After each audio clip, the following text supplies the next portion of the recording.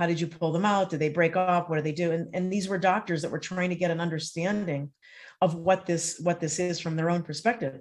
Now, Dr. Binder's a cardiologist, and he speculated that this must have happened post-mortem because there's no way you could live with this in your blood. But Mr. Hirschman said, absolutely not. I'm going to respectfully disagree with you because I've had bodies that are warm and they have, hours from their death.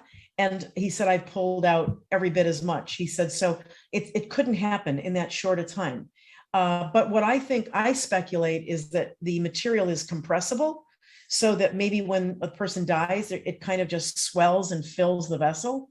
Maybe it got to a point where it was enough of a block that the person had a sudden cardiac death, something like that. Let me share with you, if we have the time, let me share with you a video. I don't know how sensitive these are.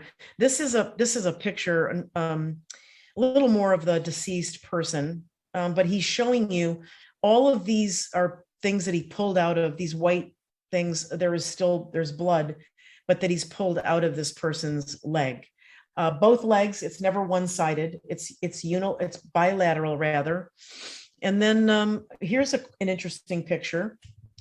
After he washes off the blood and the bloody clots, this is what he was left with, from this woman that we just saw. What is this? Clots.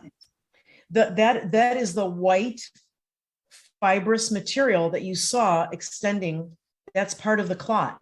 And so what he did was he rinsed them all off, rinsed all the blood off, and then put them in this medical dish, in his lab.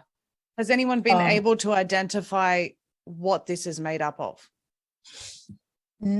I don't know if they've done it because nobody's reported it to me. I gave Mr. Hirschman very good advice.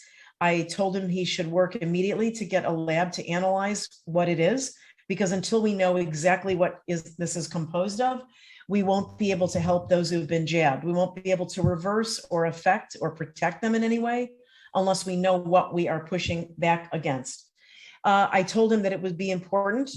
These are my recommendations, that he oversee his own samples, never let them out of his sight, oversee the analysis.